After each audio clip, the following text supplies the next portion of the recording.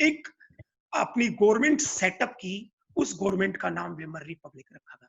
जैसे ही Weimar Republic setup हुआ Germany में, बेटा जर्मनी में वहां पर क्रांतिकारी आंदोलन शुरू हो गए। रिवोल्यूशनरी होते हैं, क्रांतिकारी अपराइजिंग होते हैं, प्रोटेस्ट विद्रोह शुरू हो गए। और इनको शुरू करने वाले, गाइड करने वाले लोग कौन थे?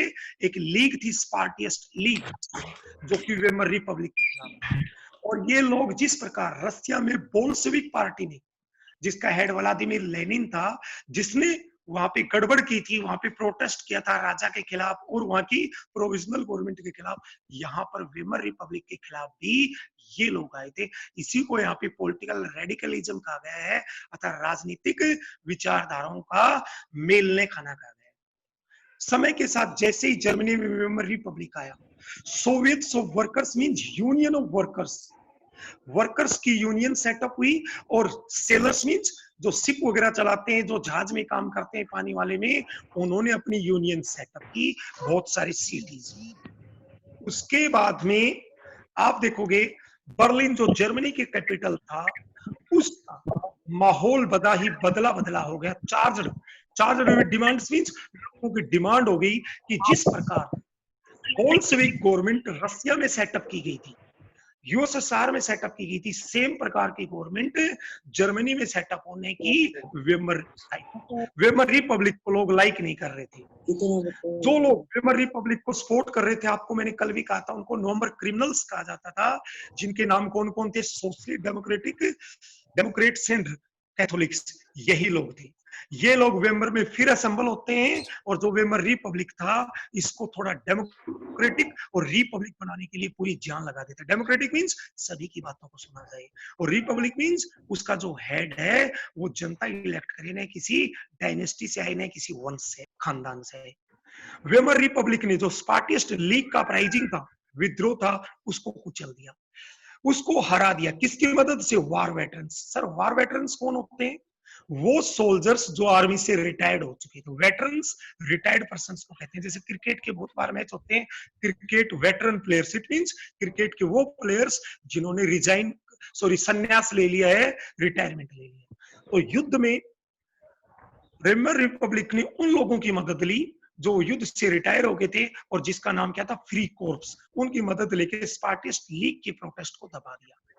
अब दब तो गया, स्पार्टियस्ट लीग हार तो गई, बट उनके मन में बदले की भावना बढ़ गई। एंग्विश होता है, वो बदले में भर गए, वो गुस्से में हो गए, और आगे चल के उन्होंने एक पॉलिटिकल पार्टी सेटअप की जिसका नाम था कम्युनिस्ट पार्टी ऑफ जर्मनी। इस प्रकार कम्युनिस्ट एंड सोशलिस्ट, सोशलिस्ट कौन?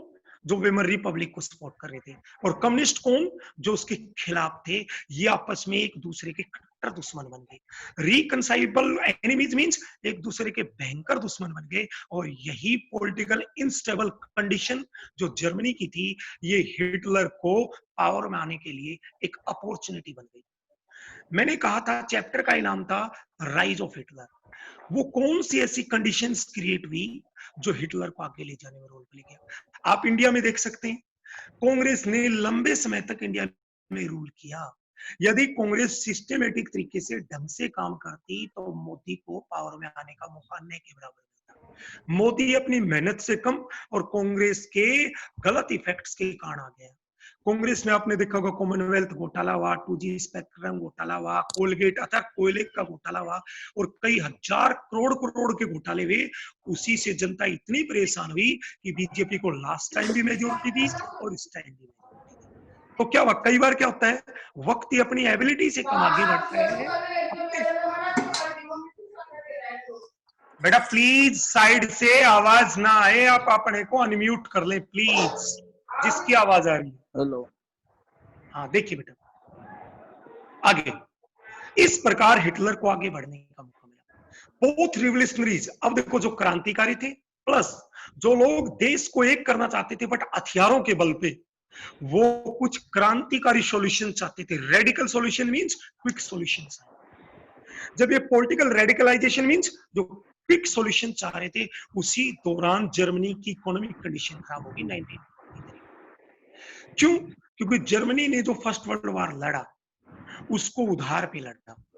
और वर्ल्ड वॉर में हार के बाद में जर्मनी का, आपने कल भी पढ़ा होगा, 10% population, 13% geographical area, 75% iron ore area, 26% coal area, ये सब छीन गए। और ऊपर से 6 मिलियन का पौंड का एक हर्जाना नुकसान देना पड़ा उसे। जर्मनी देता रहा, बट 1923 में आते आते जर्मनी की हालत खराब हो गई। जर्मनी को जो ये पेमेंट करनी पड़ती थी, गोल्ड में करनी पड़ती थी। रिपारेशन, रिपारेशन का मीनिंग आप ऊपर देखते हैं, जब हम कोई गलत काम कर देते हैं उसके लिए जब हमें पेनल्टी लगती है, अर्थात उसकी भरपाई हमें करनी पड़ती है, उसका कंपनसेशन हमें देना पड़ता है, उसको हम रिपारेशन कहते हैं। स्पोर्ट्स, एक व्यक्ति कार लेके जा रहा है, किसी दूसरी कार वाले की गलती से उसने टच कर दिया, क्या तो कार वाला कहेगा मैं केस करूंगा, या कहेगा मेरा 2, 4, 5, 10 हजार का नुकसान होगा, वो पे करे। हम यूं सोचते हैं कौन कोर्ट कचेड़ी पुलिस के चक्कर काटेगा, हम 2, 4, 5 हजार दे देते हैं, वो हमारे गलत काम की पेमेंट है, क्योंकि गलती हमारी थी, रॉन्ग साइड से हम थे। रिपारेशन ये कहलाता है। जर्मनी अपनी युद्ध का जो फर्स्ट वर्ल्ड वॉर जर्मनी ने स्टार्ट किया था उसके लिए पेमेंट किया, और गोल्ड में पेमेंट के कारण उसका गोल्ड खत्म हो गया, उसके वहां गोल्ड रिसोर्स कम हो गए। इसलिए 1923 में जर्मनी ने अलाइड कंट्रीज को पेमेंट करने से मना कर दिया। जर्मनी के हालात ही नहीं थे पे करने के। और जब जो कंट्री जैसे फ्रांस वगैरह कंट्रीज अलाइड थे, उन्होंने पेमेंट उनको नहीं मिली, तो उन्होंने जर्मनी का एक रूर एरिया था जहां पे इंडस्ट्रीज थी प्लस कोल था, वो अपने कंट्रोल में ले लिया। अब जैसे ही कंट्रोल में ले लिया तो जर्मनी ने इसको रिटालिएट किया। रिटालिएट मींस इसका प्रतिरोध किया, अर्थात इसका प्रोटेस्ट किया। कैसे? पैसिव। पैसिव मींस आमने सामने लड़ाई नहीं लड़ी, चुपचाप जर्मनी ने अपने देश में कागज के नोटों की संख्या बढ़ा दी, विदाउट केयर, बिना कोई परवाह करते हुए। उस समय जर्मनी की जो करेंसी थी उसका नाम था मार्क, MAR के। यहाँ पे आप देख भी पा रहे हैं, what was the name of German currency? Mark. Germany में जब करेंसी बहुत ही ज्यादा पब्लिश होने लगी, तो आपने देखा जर्मन करेंसी की वैल्यू गिर गई। अप्रैल 1923 में, अप्रैल मेंशन है, 23 नहीं है, तो ऑलरेडी पैराग्राफ में है, तो वही काउंट होगा। एक American dollar is equal, Germany की करेंसी 24,000, अर्थात $1 इज इक्वल 24,000। जैसे आज आप टीवी पे देखते हैं कि 74 American dollar, 74 Indian rupees, 1 American dollar 74 Indian rupees, like wise. और आप देखोगे कुछ मंथ्स में ही, दिसंबर आते आते जर्मन करेंसी की हालात खराब हो गई, उसकी वैल्यू गिर गई। और इस प्रकार वैल्यू गिर गई तो आप देखते हैं प्राइसेस बढ़ गई। शोर होता प्राइसेस अप हो जाना। अब सुनिए, जर्मनी के लोग एक पैकेट ब्रेड का परचेज करने के लिए भी बैलगाड़ियों में, गाड़ियों में, ट्रैक्टर ट्राली में नोट, जैसे हम चारा खेत से भर के लाते हैं, कूड़ा चारा भर के लाते हैं, ऐसे भर के लाए केवल एक पैकेट खरीदने के लिए। क्यों? क्योंकि जर्मनी की वैल्यू गिर गई करेंसी की। इस कंडीशन को हम हाइपर इन्फ्लेशन कहते हैं। सर हाइपर इन्फ्लेशन क्या होता है? बेटा जब बहुत ही सडन, अर्थात वेरी सडनली जब चीजों के रेट बढ़ जाए। ये रेट क्यों बढ़ेंगे? जब करेंसी की वैल्यू गिर जाती है तो हम हाइपर इन्फ्लेशन। आप अखबार में पढ़ते महंगाई दर, महंगाई बढ़ गई। जैसे 100 रुपए में आज 3 किलो चीनी आती है सपोज करो, और कल किसी कारण से महंगाई बढ़ जाए और 100 रुपए में 2 किलो चीनी आने लगे, तो ये हाइपर इन्फ्लेशन की कंडीशन। अब देखिए ऐसे हालात, अमेरिका जो अलाइड कंट्रीज का हिस्सा था, वो जर्मनी को इस क्राइसिस से बाहर निकालने के लिए एक बेल आउट पैकेज लेके आया। सर ये बेल आउट पैकेज क्या होता है? बेटा किसी देश की इकोनॉमिक कंडीशन खराब हो जाती है, उसको आर्थिक मदद देने के लिए कोई इकोनॉमिक पैकेज लाया जाता है किसी वर्ल्ड ऑर्गेनाइजेशन के द्वारा या किसी बड़े कंट्री के द्वारा। सर ये वर्ल्ड ऑर्गेनाइजेशन क्या हो सकता है? वर्ल्ड बैंक, IMF हो सकता है, इंटरनेशनल मॉनेटरी फंड। जैसे पाकिस्तान में आपने सुना होगा फिलहाल इकोनॉमिक कंडीशन बहुत बुरी है। पाकिस्तान को इकोनॉमिक बैड कंडीशन से निकालने के लिए कुछ दिनों पहले, अर्थात कुछ मंथ्स पहले, 1 मंथ पहले, बेटा IMF जो इंटरनेशनल मॉनेटरी फंड है, वो बेटा एक बेल आउट पैकेज लेके आया। Bell out package means IMF ने एक बड़ा लोन दिया पाकिस्तान को, ताकि पाकिस्तान अपनी इकोनॉमिक कंडीशन को थोड़ा स्टेबल कर सके। ऐसा ही जर्मनी को मदद करने के लिए अमेरिका निकल के आया, बेल आउट पैकेज निकल के आया, लेकर आया, और उस बेल आउट पैकेज का नाम था ड्वेस प्लान। कल आपसे पूछा जाएगा sir what was Dawes plan? तो Dawes plan was a bail out package, अर्थात आप कह सकते it was a financial help. ये एक आर्थिक मदद थी that was given by America, जो कि अमेरिका के द्वारा दी गई। सर किसको दी गई? जर्मनी को दी गई। क्यों दी गई? Because in 1923 German economic condition was very very very poor. अब आगे देखिए, जैसे अमेरिका ये ड्वेस प्लान लेकर आया, जर्मनी को इकोनॉमिक मदद की, तो सर ये पैसा वापस नहीं लेगा, लेगा बेटा, बट उस पैसे से वो अपना मैनेजमेंट कर ले समय विशेष के लिए और आगे फिर वो उसको मैनेज कर लेगा। अब देखिएगा आप 1924 से 28 तक जैसे अमेरिका ने इसमें मदद की, 1924 से 28 तक जैसे अमेरिका ने मदद की बेटा, ये चीजें मैनेज हो गई।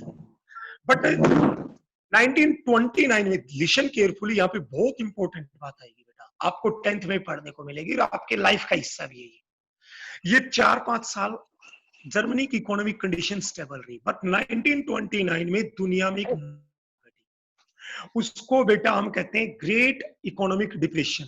जैसे ऊपर टाइटल भी दे रखा है अपना 1.3, जिसका नाम है द ईयर्स ऑफ डिप्रेशन।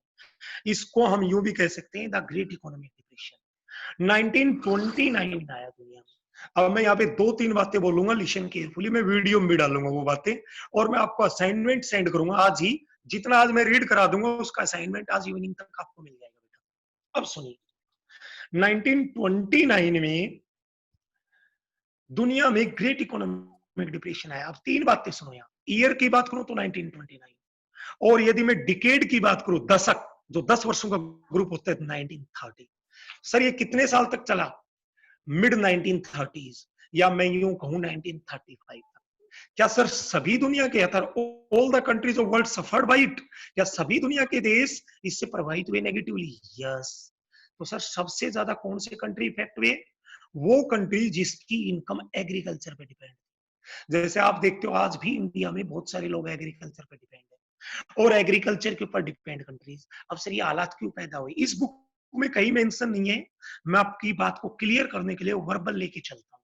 सुनिए बेटा, जैसे ही फर्स्ट वर्ल्ड वॉर स्टार्ट हुआ, फर्स्ट वर्ल्ड वॉर से पहले, before first world war, Europe के कंट्रीज में जितनी भी फूड ग्रेन्स की डिमांड होती थी, उसका एक बड़ा पार्ट ईस्टर्न यूरोपियन कंट्रीज देती थी।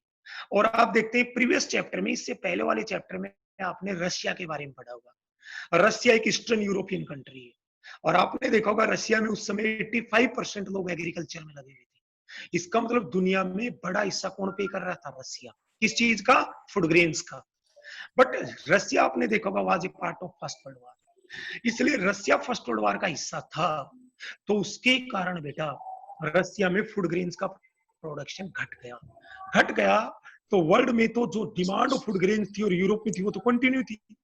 उसको पूरा करने के लिए ऑस्ट्रेलियन कॉन्टिनेंट में, एशियन कॉन्टिनेंट में, अमेरिकन कॉन्टिनेंट में फॉरेस्ट एरियाज को क्लियर किया गया। फॉरेस्ट एरियाज को क्लियर करके उनको फील्ड्स में कन्वर्ट किया गया, और फील्ड्स में कन्वर्ट करके और बेटा उसमें खेती की। बट जैसे ही फर्स्ट वर्ल्ड वॉर हुआ, खत्म हुआ, रशिया जैसे कंट्रीज ने दोबारा एग्रीकल्चर पे फोकस कर दिया। इट मींस अब प्रोडक्शन तो डबल है, एक तो रशिया ने स्टार्ट कर दिया, और एक Australian continent, American continent, Asian continent जिसमें भारत वगैरह भी आते हैं, उन्होंने बंद नहीं किया। अब demand was same, supply was more, so the rates of food grains decreased up to 50 to 60%। बाजार में फूड ग्रेन्स के परचेजर्स नहीं होते थे, एक कारण था ये, अर्थात ओवर प्रोडक्शन ऑफ एग्रीकल्चर देने से। सेकंड था बेटा इंडस्ट्रीज का ओवर प्रोडक्शन। जब फर्स्ट वर्ल्ड वॉर स्टार्ट हुआ, हर कंट्री किसी भी कीमत पे, किसी भी कॉस्ट पे वर्ल्ड वॉर को जीतना चाहता था, इसलिए हर कंट्री ने अपने डिफेंस बजट को बढ़ा दिया, वेपन्स की खरीद बढ़ा दी। इसलिए दुनिया में बहुत सारी नई फैक्ट्रियां लग गई जो weapons produce, war related items produce करती थी। बट जैसे ही युद्ध खत्म हुआ, हर कंट्री ने अपने डिफेंस के बजट को घटा दिया। कहां तक घटा दिया? जो युद्ध से पहले था उतना कम कर दिया। अब जो फैक्ट्रीज में प्रोडक्शन होगा वो बिका नहीं, क्योंकि युद्ध तो सडनली बंद हो गया, और वो भी एक समस्या। और तीसरा अमेरिका था। अमेरिका ने लोगों को बड़ा लोन दिया, जैसे जर्मनी का ये केस आ रहा।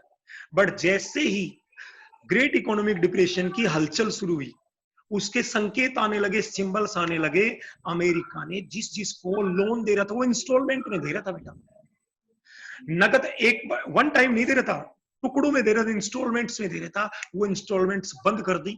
और बंद कर दी तो आप देखते हो जो प्रोजेक्ट्स उस लोन पे डिपेंडेंट थे वो अधर में लटक गए, बीच में लटक गए, और अमेरिका ने अपने लोन वापिस मांगने शुरू कर दिए। इसलिए हालात खराब हो गए। ये तीन बड़े रीजन थे। अब मैं अपने चैप्टर में फिर आगे आता हूँ।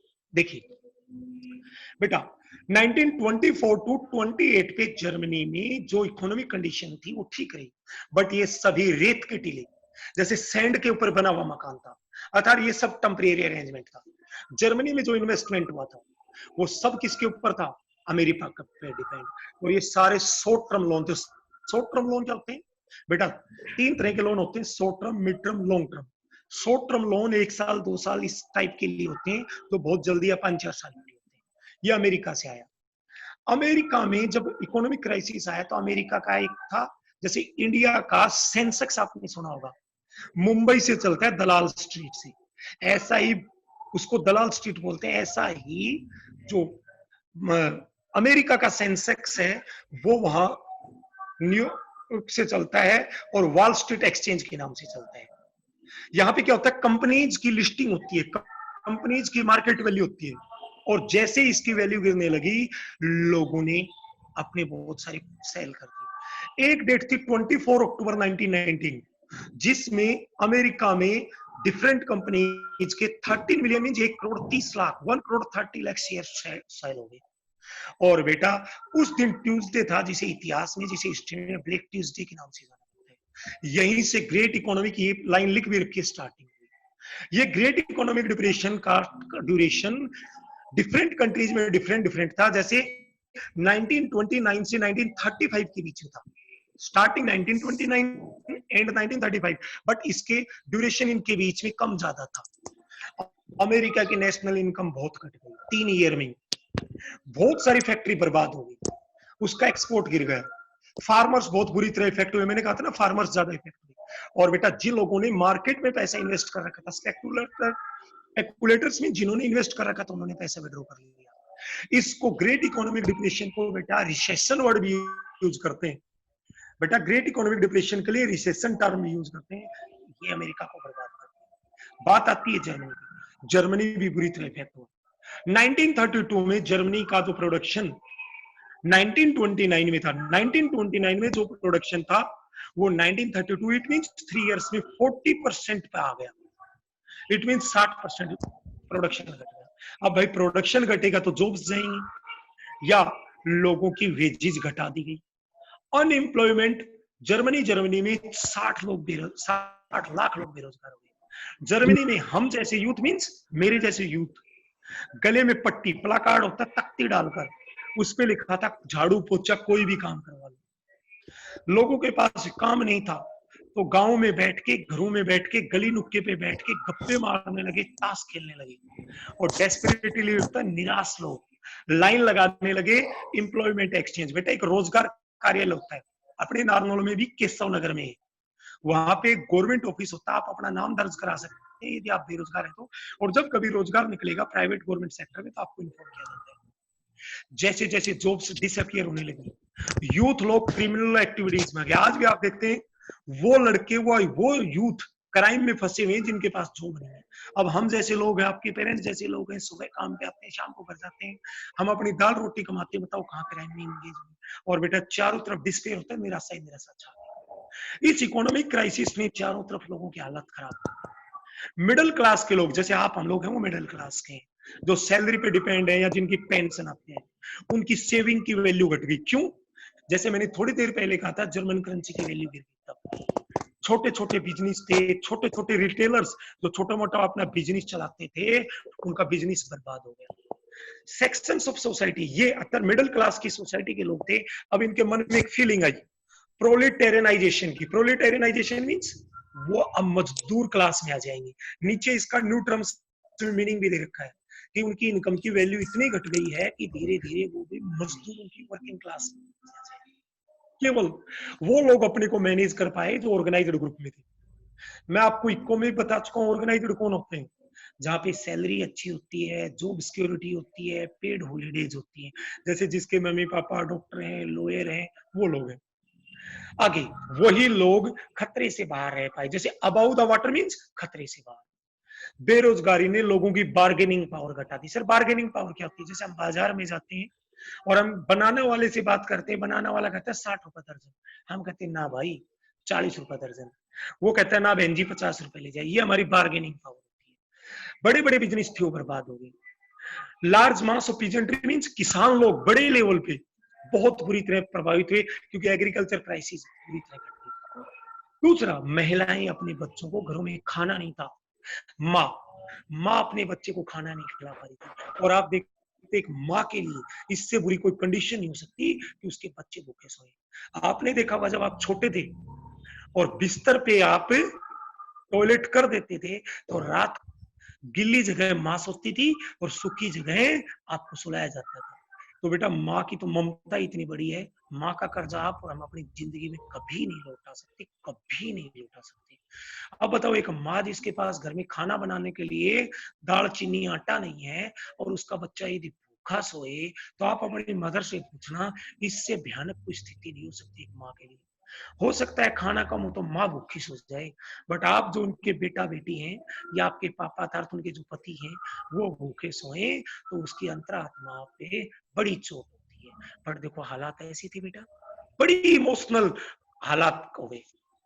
अब वेमर रिपब्लिक था वो पॉलिटिकली फ्रेजिल मींस वीक था, अर्थात उसका पॉलिटिकल एक्सपीरियंस नहीं था। बेटा ये पैरा बहुत इंपॉर्टेंट है। वेमर कॉन्स्टिट्यूशन जो बनाया गया था इसमें स्टार्ट से डिफेक्ट थे। इनहेरेंट डिफेक्ट्स मींस इसे विरासत में डिफेक्ट्स मिले थे, इसके कारण यहाँ पे डिक्टेटरशिप आई। वुनरेबल मींस ये जनरली किसका डिक्टेटरशिप का शिकार बन जाता है। जैसे कुछ बच्चों की या कुछ लोगों के शरीर वुनरेबल हो जाते हैं, क्या थोड़ी सी ठंड होती है खांसी जुकाम लग जाते हैं लाइक।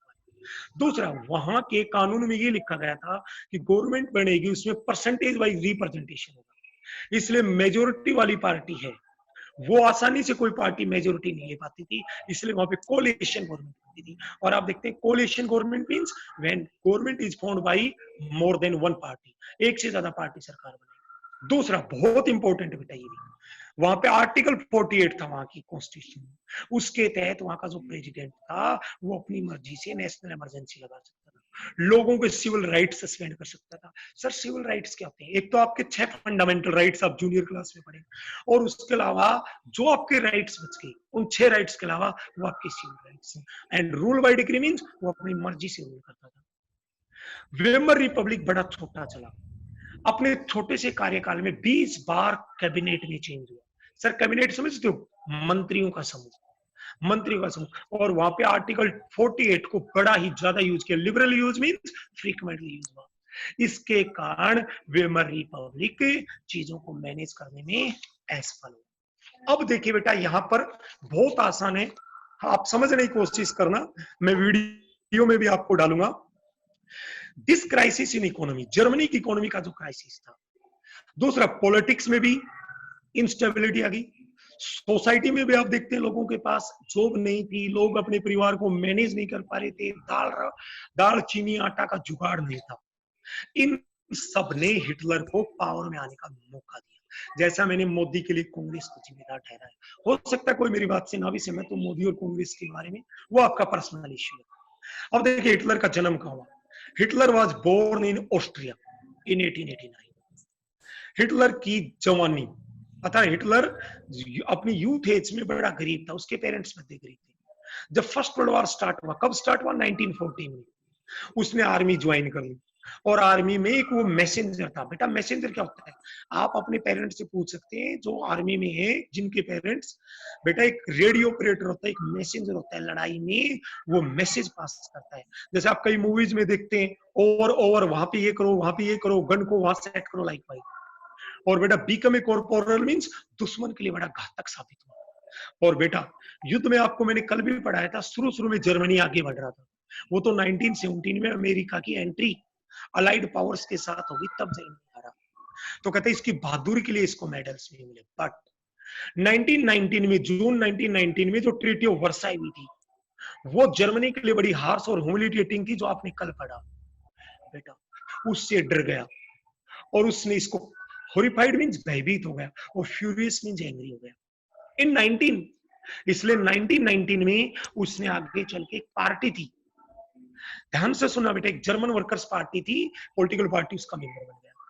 आगे चल के इस ऑर्गेनाइजेशन को अर्थात इस पार्टी का वो हेड बन गया, शुरू में वर्कर फिर हेड, और आगे चल के ये नाम रखा nationalist socialist German workers party. मैं कल असाइनमेंट में भी डालूंगा, कल मैं आपसे क्वेश्चन में पूछूंगा what was the name of Hitler's political party, तो आप कहोगे nationalist socialist German workers party, या शॉर्ट में आप कह सकते हैं नाजी पार्टी। अब सुनिए, हिटलर ने 1923 में, अभी ये पावर में नहीं आया है, पावर में आएगा 1932 के बाद। 1923 में हिटलर ने बवेरिया नामक एक जगह थी, उसे कंट्रोल में करने की कोशिश की। इसमें मार्च मींस आगे बढ़ा बर्लिन की तरफ और पावर वहां पे हुआ, बट यहाँ पे वो फेल हो गए, अरेस्ट हुआ। इस पे देशद्रोह, ट्रेजन होता है, देशद्रोह का आरोप लगा, अर्थात बिट्रेयल विद कंट्री, देश के साथ धोखेबाजी का हुआ, बट आके कुछ वर्षों के बाद में जेल से फ्री हो गया। नाजीज कुड नॉट, शुरू में अर्थात 1930s के स्टार्ट तक, अर्थात 1932 तक 31 तक नाजी पार्टी के साथ वहां के बहुत सारे लोग, नाजी पार्टी के साथ वहां के बहुत सारे लोग नहीं जुड़ पाए। अर्थात जैसे बीजेपी बेटा 1980 में बनी थी, ध्यान से सुने, बीजेपी 1984 में बनी थी, जबकि कांग्रेस 1885 में बनी थी। इट मींस कांग्रेस बीजेपी से 95 इयर्स पहले बन गई थी। जब शुरू में 1980 में बीजेपी बनी, लोकसभा इलेक्शंस में चुनाव लड़ा, केवल इसकी बेटा 2 सीटें आई थी, और आज आप देखते हैं इसकी 300 प्लस है। तो धीरे धीरे इसके साथ लोगों का सपोर्ट बढ़ा। ऐसे ही हिटलर के साथ, उसकी पार्टी के साथ 1931-32 तक कोई बहुत ज्यादा सपोर्ट था, बट जो ग्रेट इकोनॉमिक डिप्रेशन आया, ये हिटलर की पार्टी और हिटलर के लिए एक वरदान बन के आया, एक अपॉर्चुनिटी बन के आई, और ये जो पार्टी ग्रेट डिप्रेशन के कारण मास मूवमेंट बन गई। मास होता है पब्लिक, आम जनता के लिए एक आंदोलन बन गई। 1929 में आपने देखा था जैसे बैंक्स बर्बाद हो गए, क्यों? जिन लोगों ने बैंकों से लोन लिए थे और उनकी जॉब चली गई, वो बैंकों को लोन रिफंड नहीं कर पाए। अब बैंक क्या करते हैं? बैंक 2 काम करते हैं, जिसके पास एक्सेस पैसा है वो जमा कर देते हैं बैंक में, और जिसको जरूरत है उसको बैंक लोन दे देते हैं। और इस प्रकार बैंक डिपॉजिट पे क्या देता है? लेस इंटरेस्ट, और जिसको लोन देता है उससे लेता है हाई इंटरेस्ट। ये इंटरेस्ट डिफरेंस है, ये बैंक का मेन सोर्स ऑफ इनकम है।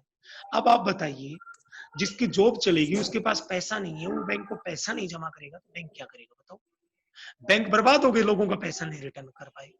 बेटा जॉब चलेगी, मिडिल क्लास बुरी तरह बर्बाद हो गया। ऐसी सिचुएशन में नाजी पार्टी के प्रोपेगेंडा होता प्रचार में, प्रचार नहीं, जैसे मोदी सरकार ने बड़ा प्रचार किया, बड़ा नाजी पार्टी के प्रचार ने वहां के लोगों में अपेक्षाएं जगा दी, उनके लोगों में स्टीयर होप्स मींस आशा की किरण जगा दी भविष्य के बारे में। जिस नाजी पार्टी ने 1928 के इलेक्शंस में वहां की पार्लियामेंट को, आपको मैंने कल भी कहा था, रिचटेक कहते हैं, 2.6% जो वोट मिले थे, बेटा 4 साल बाद में जब अगेन इलेक्शन हुए, इस पार्टी को 37% वोट्स मिले और ये पार्टी चुनाव जीत गई। ये पार्टी गवर्नमेंट बनाने की कंडीशन में आ गई। अब आप देखो सर, हिटलर पावर में आया, हिटलर जब पावर में आया तो हिटलर जब पावर में आया बेटा, तो हिटलर के पास इसके पीछे क्या रीजंस थे, वो पावर में क्यों आया? तो देखो, जिस प्रकार आपने देखा होगा मोदी अपनी भाषण कला में बड़ा माहिर है, क्या बोलते हैं? भाई और बहनों, देश के 135 करोड़ देशवासियों, आज मैं आपसे एक दिन मांगता हूं, आप घरों से बाहर निकलो, दिए जलाओ, ताली बजाओ, थाली बजाओ। आपने देखा होगा मोदी जी भाषण कला में माहिर है, और कोई नेता भाषण के माध्यम से जनता से जितना ज्यादा जुड़ पाता है, उसके फॉलोअर्स और उसको वोटर्स की संख्या बढ़ जाती है। जैसे हिटलर में था, मैं देखो हिटलर की तुलना मोदी से नहीं कर रहा हूं, हिटलर एक डिक्टेटर था और मोदी एक डेमोक्रेट है। वो डिक्टेटर था, ये डेमोक्रेट है, बट मैं कंपैरिजन कर रहा हूं कि एक अच्छा पावरफुल स्पीकर था, उसने लोगों में हिच पैशन मींस उसमें जुनून था मोदी की तरह, उसके वर्ड्स ने लोगों को मूव कर दिया, मूव मींस पिघला दिया। उसने लोगों से प्रॉमिस किया, मैं एक स्ट्रॉन्ग नेशन बनाऊंगा। जो ट्रीटी ऑफ वर्साई थी, जिसने देश को बर्बाद कर दिया, जो देश के लिए अपमान थी, बोला उसका बदला लूंगा। जर्मनी के लोगों की जो डिग्निटी चलेगी, सम्मान नष्ट हो गया, बोलो वो रिस्टोर करूंगा। उसमें जो लोग बेरोजगार हो गए थे, अनएम्प्लॉय हो गए थे, बोला उन सबको रोजगार दूंगा, यूथ का फ्यूचर सिक्योर करूंगा। और बोला हमारे देश में जितने भी फॉरेन एजेंट्स हैं, जो भी हमारे यहाँ पे कॉन्स्पिरेसी करते हैं, षड्यंत्र करते हैं, उन सबको मैं वीड आउट कर दूंगा। जिस प्रकार फार्मिंग में से, खेती में से हम अनवांटेड प्लांट्स को निकाल देते हैं, बोला जर्मनी में से इस प्रकार के घटिया और अनवांटेड लोगों की छुट्टी कर दूंगा। देखो ये तो था पावरफुल स्पीकर। अर्थात मैं आपको जब क्वेश्चन दूंगा उसमें ये डालूंगा कि विच factors were responsible for the rise of Hitler, तो पहला मैं कहूंगा ग्रेट इकोनॉमिक डिप्रेशन, दूसरा political instable condition of Germany, third powerful speaker, और फोर्थ बेटा हिटलर ने पॉलिटिक्स का एक नया तरीका यूज किया। उसने लोगों को अपने साथ जोड़ने के लिए, कनेक्ट करने के लिए बेटा उसने बेटा परंपराओं का सहारा लिया। जैसे आपने देखा मोदी जी नॉर्थ ईस्ट में कोई चुनावी रैली करने जाते हैं तो आप देखते हैं नॉर्थ ईस्ट के ड्रेस पहन लेते हैं, साउथ में जाते हैं तो साउथ की लुंगी टाइप धोती पहन लेते हैं, नॉर्थ ईस्ट में जाते हैं वो राउंड वाली बड़ी सी कैप पहन लेते हैं, वहां की लोकल लैंग्वेज में भाषण देने लगते हैं। ये रिचुअल्स है। आपने देखा होगा मोदी जी जब कोई रैली ऑर्गेनाइज करते हैं तो कोई बात बोलते हैं कि भाई और बहनों ऐसा होना चाहिए या नहीं, बोलो, हाथ उठा के बोलो, हाँ में जवाब दो। आप देखते हैं जनता को रैली के दौरान अपने साथ कनेक्ट करके चलते हैं, तालियां बजवाते हैं, ये वो करते हैं। ये सेम स्टाइल हिटलर यूज करता था। उसने रिचुअल्स मींस परंपराएं, जैसे यहाँ पे आप देखते हैं एक सिंबल है, ये स्वास्तिक का सिंबल है। आपके घरों में भी जब शादी ब्याह फंक्शन कोई शुभ कार्य होते हैं तो स्वास्तिक का सिंबल दरवाजे पे बनाया जाता है।